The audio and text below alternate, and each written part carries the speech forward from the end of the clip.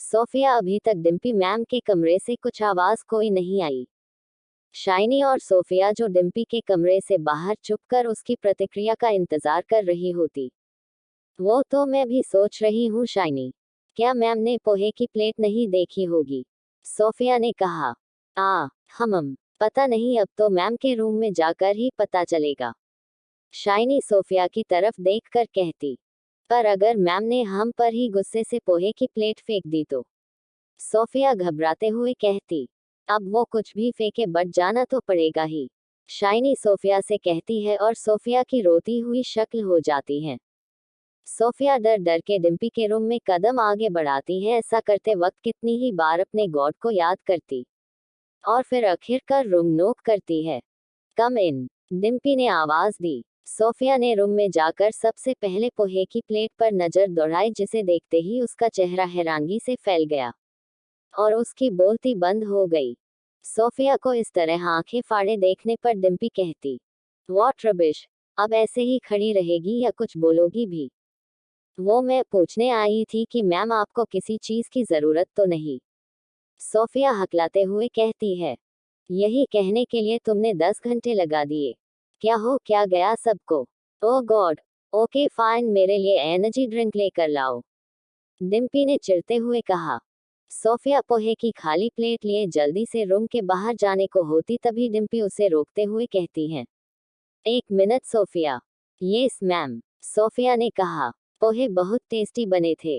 वैसे तुमने तो आज तक कभी पोहे नहीं बनाए थे, डिम्पी ने सोफिया से कहा। वो मैम बस यूं ही मन किया तो बना दिया, कहते हुए ही सोफिया भागती हुई चली आई, जहां पहले से ही शाइनी उसका वेट कर रही थी। ये तो कमाल ही हो गया, मैम ने पोहे खा लिए, वो भी माँ जी के बनाए हुए। I can't believe this, shiny जहां हैरानगी से कहती है, तभी सरला जी वहां आ जाती और उसे भी पोहे वाली बात पता चलती है, जिससे उनकी भी खुशी का ठिकाना नहीं रहता। देखा, मैंने कहा था ना मेरी बहू को पोहे पसंद आएंगे। लेकिन माँ जी, मुझसे एक बहुत बड़ी गलती हो गई। मैम ने पोहे के बारे में पूछा था कि किसने बनाए पोहे, मैंने घबराहट में खुद का ही नाम ले लिया, सोफिया ने अफसोस जताते हुए कहा। कोई बात नहीं बेटा, इसमें घबराने वाली क्या बात हुई? तुमने अच्छा ही किया जो मेरा नाम नहीं लिया, वरना बहू आज के बाद कभी पोहे खाती ही नहीं। और इसी बहाने अब मैं भी बहू के लिए रोज पोहे बनाती रहूंगी, सरला जी खुश होती हुई कहती है। यहाँ रचित ऑफिस से घर आता है। सरला जी हॉल में ही बैठी रचित के इंतजार कर रही होती है। उसके आते ही सरला जी चहकते हुए कहती, रचित बेटा आ गया तू? हाँ माँ आ गया, पर आज आप इतनी खुश नजर आ रही हो, क्या कोई खास बात है? रचित अपनी माँ के दोनों गालों को सहलाते हुए कहता। खास नहीं बल्कि बहुत ही खास बेटा, सरला जी ने कहा। अच्छा, ऐसी क्या बहुत खास बात है? रचित बैठ जाता। तू सुनेगा न तो तुझे भी विश्वास नहीं होगा, इतनी खास बात है। आज मैंने बहू के लिए पोहे बनाए थे, उसने खा भी लिए और उसे बहुत पसंद भी आई, सरला जी खुश होती हुई कह उठी। क्या सच में ऐसा हुआ है?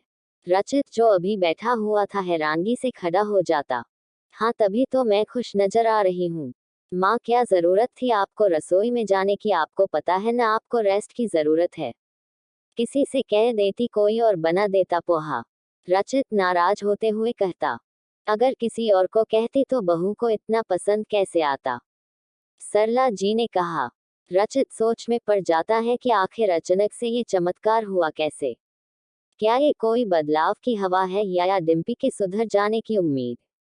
रात के समय रचित, मिस्टर कपूर और सरला जी डाइनिंग टेबल पर साथ में खाना खा रहे होते हैं। आपस में बातचीत और हंसी मजाक का सिलसिला शुरू हो जाता है। इसी बीच सरला जी पोहे वाली बात मिस्टर कपूर को भी बताती हैं, जिसे सुनकर वो भी खुश होते हैं और उनके मन में भी देवयानी के सुधर जाने की उम्मीद बनी रहती है। सरला जी खुश होती हुई अपनी इच्छा जाहिर करती है। काश की बहू भी एक दिन हमारे साथ बैठकर खाना खाती, कितना अच्छा लगता। वो दिन भी दूर नहीं है बहन जी, आपकी ये इच्छा भी बहुत जल्द पूरी होगी, मुझे पूरा भरोसा है रचित बेटे पर। रचित का नाम लेते ही रचित खामोश पड़ जाता है। दिन करके सभी अपने अपने रूम में चले जाते हैं। रचित भी पहले की तरह देवयानी के रूम में जाता है, जहां देवयानी पहले से ही रूम में ईयरफोन लगाए म्यूजिक की धुन में मगन थी। रचित का आना उसने ध्यान दिया। रचित सीधे बेड पर लेट जाता और तभी देवयानी की नजर उस पर पड़ती। ओह हेलो, बिना परमिशन में रूम में चले आए और फिर बेड पर लेट गए। चलो उठो यहाँ से। देवयानी रचित पर फायर हो गई। तुम्हें एक बात क्या समझ नहीं आती? फिर से पेपर्स दिखाऊं तुम्हें? एक काम करता हूँ, कोर्ट के पेपर्स को फोटो फ्रेम बना कर दीवार में लगा देता हूँ, तब मुझे बार बार अपनी एनर्जी वेस्ट नहीं करनी पड़ेगी। रचित लेटा हुआ ही कहता गया। यू छोड़ूंगी नहीं तुम्हें, देवयानी कहती रही, पर रचित पर उसकी बात का कोई असर नहीं पड़ा। वो आंख मूंदे सो गया। डिम्पी बेड से पिलो कवर लेकर सोफे पे सोने चली गई। अगर कोर्ट के ऑर्डर को फॉलो नहीं करना होता तो इसे धक्के मार कर घर से बाहर फेंकवा देती। मेरे ही रूम, मुझे ही सोफे पे सोना पड़ रहा है, डिस्गस्टिंग। रात गहरती जा रही थी। मेंशन में सभी लोग सो चुके थे, सिवाय बाहर कुत्तों को जो थोड़ी थोड़ी देर में अपनी मौजूदगी का ध्यान खींच रहे थे। तभी रचित की नींद अचानक से खुली। वो बेड से उठकर अपने दाएं बाएं देखता और सामने सोफे पे डिम्पी को, जो गहरी नींद में सो रही थी। धीरे धीरे कदमों से रचित रूम में बाहर निकल जाता और उसी दिशा में आगे बढ़ रहा था जहां वो फिर एक दिन गया हुआ था। यहाँ डिम्पी की नींद अचानक ही खुल जाती। व्हाट द हेल, इस सोफे पे तो नींद ही नहीं आ रही। और ये डिम्पी का ध्यान बेड पर गया जहां रचित वहां नहीं था। ये कहाँ चला गया? इतनी रात को बाथरूम में कोई नहीं है, फिर कहाँ जा सकता है? ओह माय गॉड, कहीं ये मेंशन में चोरी तो नहीं करना चाहता? डैड के केस और ज्वेलरी और शीट, डिम्पी सोचती हुई रूम से बाहर निकलकर रचित का पीछा करने निकल जाती। रचित उस कमरे के पास खड़ा था जहां बीती रात भी वहां आया हुआ था। रचित अपने जेब से एक चाबी निकालता है और उस ताले को खोलता है। यहाँ डिम्पी उसका पीछा करते हुए वहां पहुंच जाती जहां रचित खड़ा था। ओह गॉड, ये इस रूम के बाहर क्या कर रहा है? ये तो डैड का पर्सनल रूम है जहां किसी को भी जाने की परमिशन नहीं है, फिर कैसे? रचित उस ताले को खोलकर रूम के अंदर चला जाता है और डिम्पी बाहर सोचती रही। आई नो, मुझे इस पर पहले से ही शक था। ये मिडिल क्लास जानबूझकर मेंशन में रुकना चाहता था क्योंकि इसकी नज़र इस आलीशान बंगले और डैड के पैसे पर है। पर इस तरह डैड को कहूंगी तो वो बिलीव नहीं करेंगे। मुझे इस पर नज़र रखनी होगी। आखिर इसका प्लान क्या है ये मैं जान कर रहूंगी। डिम्पी दांत पीसते हुए रचित की ओर कह रही थी, जो इस समय उसी रूम के अंदर था। रचित जब उस कमरे से बाहर निकलता, डिम्पी वापस कमरे की ओर जल्दी से जाने लगी ताकि रचित को शक न हो उसके यहाँ होने का। डिम्पी कमरे में जाकर सोने की एक्टिंग करने लगी। तब तक रचित भी कमरे में आ जाता। वो डिम्पी पर एक नज़र देखकर निश्चित कर लेता और खुद भी बेड पर लेट जाता। डिम्पी रचित के सो जाने पर उसे देखती हुई मन ही मन कहती, फाइनली तुम्हारा असली चेहरा सामने आ ही गया। मुझे पहले से ही डाउट था, मेंशन में आने के पीछे इसका कोई बहुत बड़ा रीजन है। अब देखना कैसे तुम्हारा असली चेहरा मैं डैड के सामने लाती हूँ, फिर वही तुम्हें धक्के मार कर घर से बाहर निकल देंगे।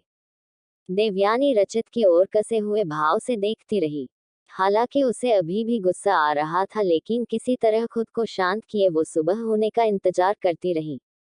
सुबह होते ही रचित जब उठता है, उससे पहले ही डिम्पी उठ चुकी थी।